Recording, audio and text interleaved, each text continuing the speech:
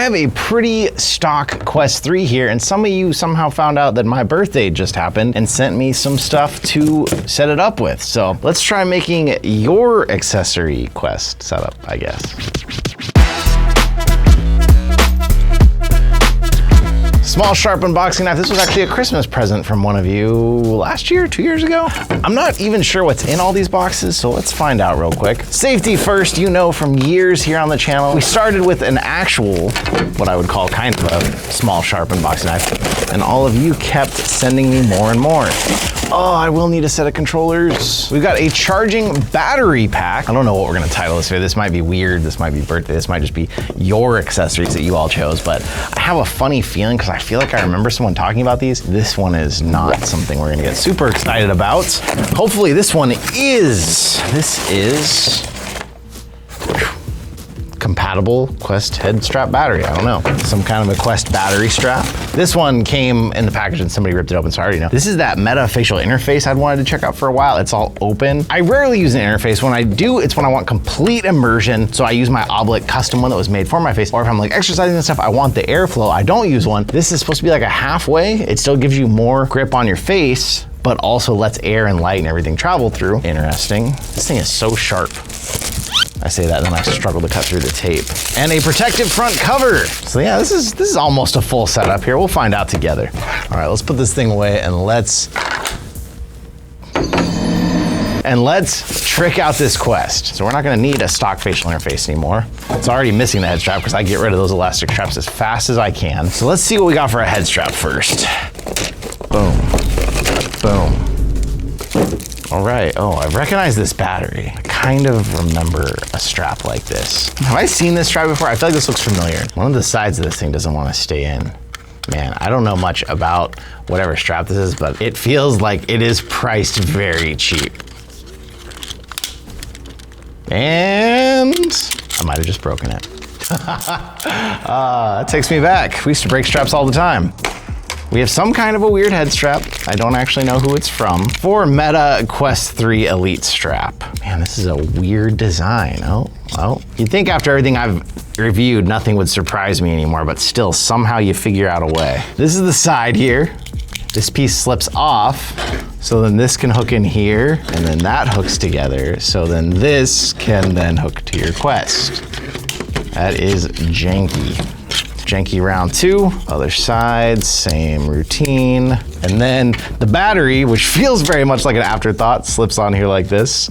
Comes with its own little cord. It's just straight USB-C to USB-C. Comes with two cable management hooks and frankly, what looks like way too long of a cable, even at its longest, which I'm scared to go back to because I'm pretty sure, I'm pretty sure I already kind of broke this. Whoopsie, I wanted at least to make a functional Quest before I started talking crap about it, but I might not even get to that point. Give me that. They did have the little area with no Velcro on it though. I will give them that. That's something. Only OGs of the channel are gonna know what I'm even talking about right now, but that's okay. There's just so much wire. All right, one accessory I'm definitely not thrilled about out the gate. Very strange. You can completely turn it all the way around. That's kind of fun. Look at that. It's not a lot of head straps you can do that with, maybe for good reason. We're gonna wait till we get everything on it before we do any final tests here. So this is some sort of a weird front cover for those people who think, oh no, my Quest is sitting there looking at me, I need to cover it. So this snaps on the front, very, very simply actually. I'm kind of concerned at how well it's gonna stay on there, and gives you privacy shields. So these two turn out like this, and this one flips up. Look at that. Looks like my headset is a wireless router now. And then you inevitably leave these down, forget, and wonder why your tracking is absolute crap. But I'll give them this, you know, it has holes for the vents at least. Not all covers do, so they can overheat your Quest. This one does have holes for the vents. And if you get it on just right, it kind of stays on there. Not great, but hey. This is the one thing I'm actually kind of excited about, although it kind of seems like it's unnecessary. So this is Meta's own. This is actually a Meta branded one. Comes with two different ones, and it looks like it's saying that one is supposed to be for glasses? Ah. I don't know why I said off. What a weird, look at this cage design. This whole thing slips in here, and now you've got shock absorber at the top. Look at that. And then the sides are all flexible, small pad. I was trying to figure out how this pad itself comes off. Are you just magnetic? Nope, you're like Velcro. So you do have 2 alternate pads. I almost wonder if this one would actually be good for my FitXR stuff because it would help kind of catch the sweat from rolling into my eyes. Oh boy, you know what the problem is though? I just lost something.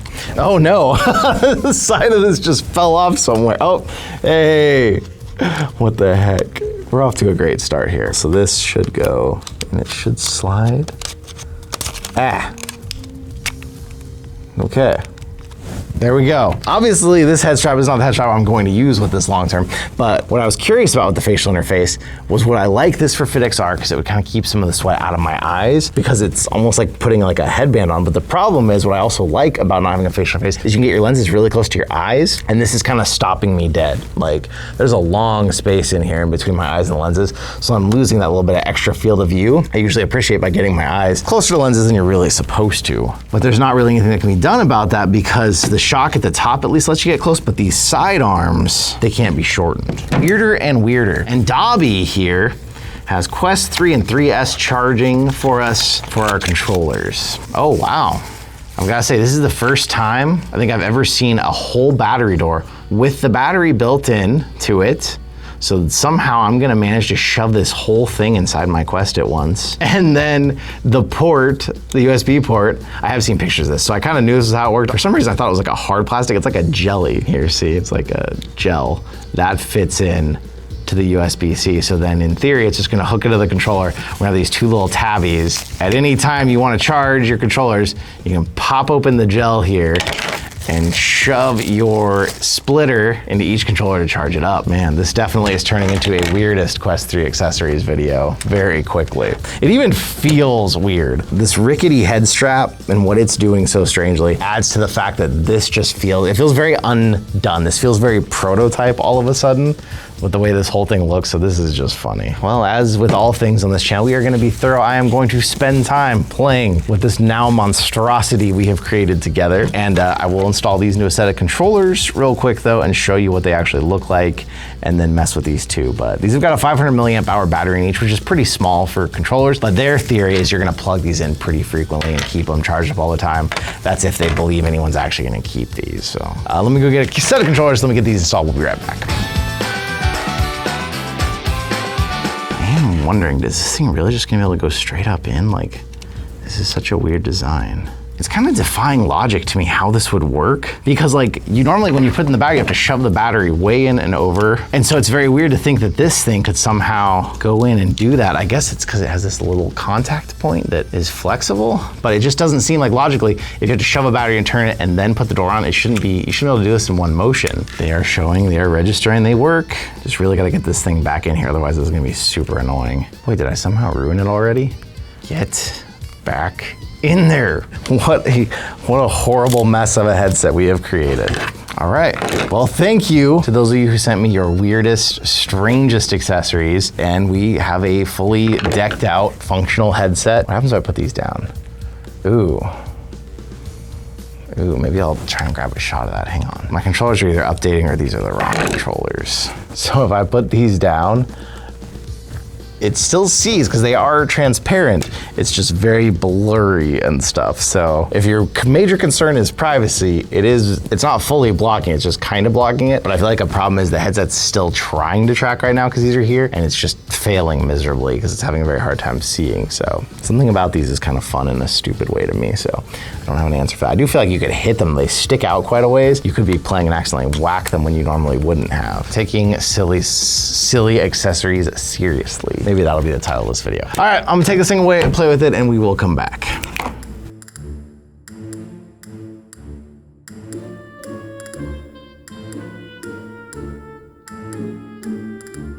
Back with weird accessories, although I just noticed as I was sitting here, there's something jammed in the port of this Quest 3 now. I need to figure out what that is and get that out. I don't know where that came from or what it is, but it looks like a piece of a wire hanging there. It's kind of freaking me out. Anyway, let's start over here with the one I thought and hoped I was gonna like, the open air facial interface directly from Meta themselves. So the 2 different pads, one slightly thicker for the glasses folks, one thinner for the not. I will not be keeping or using this one, and this isn't really the fault of this thing itself, but at this point, I'm getting used to magnets for these things, and Velcro is just starting to feel so archaic already that I just want everything to be magnetic. But my main qualms with it when I actually used it for FitXR testing is I am used to not using a facial interface, so I'm used to air coming through passing my face. The pads are scratchy. I don't know what it is that Meta thinks everything needs to be scratchy. If you weren't here for the history lesson, the Quest 2 actually got a recall because of the facial interface being so scratchy, and then they ended up sending out or adding 10 million silicone facial interface covers to the new boxes, sending them back to the previous customers because too many people had reported it was causing rashes and itches on their face, and they did a recall basically. Here we are again. This one isn't as scratchy as that one was. That one, it felt like you could take it off and use it as a magic eraser in your house. But this one, same issue. On top of that, it kept my face so far from the headset that I was losing field of view. If this had like an adjustment, you could adjust this down. Like this kind of has this bounciness here and you could get closer, maybe. But ultimately, at the end of the day, it just felt like I didn't need this. It's like if I can go without a facial interface. But if you are someone who's using an Elite strap like this one, you can't really do that. You have to have something in between you, so this might be the only way to go. If you want that open air, it could work, but for me, no. I don't need it, I don't want it, I didn't like it, I didn't like the way it felt, not good. The surprising accessory of the bunch was this one. It's not something I'm gonna say everyone needs to go get or needs to have, but if you are concerned about privacy with your headset and you want to blur over the lenses, you wanna keep them covered and protected, and if you haven't followed it recently, our new guy Quinn here, he uses one of the Quests here and he went to put it in a bag, not even doing anything crazy, just throwing in his bag he was gonna take, and it pushed down in there and cracked the glass right here. So something like this for traveling would really keep you safe from doing that. I usually use these little stick-on ones that cover each lens and they just stay there for the life of the headset. But if it came to like I had to do a drop test on a Quest, this cover I would at least trust it a lot more. A silicone one at least would give you a little bit of shock absorption, but this thick plastic, these covers, like I have no qualm just slamming this headset around with this on. I kind of like it. I don't know that I'm necessarily gonna use it with any of my Quests because we have multiple Quests here that we keep on charging docks and stations, and with this here, too close to this, you can't really do that. You can't get away with that. Overall, I definitely thought this was better and more useful, and heck, I guess I'll leave a link just in case you want that one. This head strap. I see what they were trying to do. They were trying to make the cheapest battery swappable head strap on the market, and at like $40, sometimes $40 on sale, it is cheap, but you hold and feel it and you immediately realize why it's so cheap. It freaked me out a little because the battery got kind of hot to the touch. It wasn't hot enough to like melt or cause any issues, but it got kind of hot to the touch when we were charging with it. It's not comfortable, and then as you probably saw in the beginning, I did a bend test, which maybe was a little overzealous, but I instantly broke this. And I've talked about this in other videos, how these head straps that have these gears inside, a lot of them are like this. You don't realize, a lot of them are like this, but they should never come out further than that if they are, because they come all the way out here and then suddenly it's a very little area that is trying to hang on anymore. The surface area right here, where it can handle tension and problems, like that is very exposed now. Did they succeed at making the cheapest possible battery head strap for the Quest that you can get that has a hot swappable removable battery? Maybe. Those costs to me are not worth it though, even at $40. I mean, even like if you had the stock head strap, maybe this would be better than that. But versus any other strap out there, no, this is a clunky piece of crap. I had issues with this thing coming off too sometimes, and then this whole thing would fall off. This is just not worth it at all. Lastly, these rechargeable grips. When it came to the Quest 2 and the Rift S, I said you need a set of rechargeable grips. It became a necessity because the headsets for some reason seemed like they were always trying to keep your controllers alive. And I would come back to my Rift S almost every day and have to change the batteries because they were dead from it sitting there trying. Quest users complained about some of the same issues. So it was easier to just plug them in every time I was done, have them charged and ready for the next session. But now with the Quest 3 and the 3S, unless you're in between updates and you're having an issue, because some people have had that, those last a long time. My first Quest batteries that came with my Quest 3 when I first got it, I was playing all the time, I think it was a month and a half or almost 2 months before I had to swap them. So it's kind of a moot point to always have charging ones, unless you're like me and you have multiple Quests. Then it's nice to have them all just on docks ready to go all the time. You never have to worry about batteries. That said, there are many, many better battery options. Ones that wirelessly charge, ones that have magnets, ones that have USB ports added. These things have to open up this part, plug it in. That small battery, 500, means you're having to charge them all the time. But then the big problem I had was I would be playing around and somehow I would work this one back out. Only the right one, not the left one for some reason, maybe because I was too overzealous with it in the beginning when I was testing it, but it would end up out. You feel this thing there the whole time, and it's just unnecessary. Like, for the most part, for me with controllers, if you're doing something with grips, you're either adding a hand strap that makes it so you can open your hand and let go, or you're adding a full silicone cover because it feels better in your hand, you like that it's charging. This kind of makes it so now you're just stuck with the stock strap. You can't really add anything else to it. If you have these, they do their job, but they're just such better options. They're a waste of money in my opinion. Waste, surprisingly adequate. Not something you have to have, but I actually am kind of excited to maybe keep this for some traveling or protecting certain headsets, or maybe when we do more tests of throwing cases with Quest in them out the window. Oh my God! This, I can see people with Elite straps who really want to try having some open air and seeing around. It could help, but for me, no go. I don't like how scratchy it is, I don't like how it feels. So what are you thinking out there right now? What are some other accessories you've seen out there that you're interested in getting our opinion on? I just ordered some crazy ones that'll be coming next week, so watch it and keep an eye out for that. But thank you once again for being here with me, and I'll see you in another reality.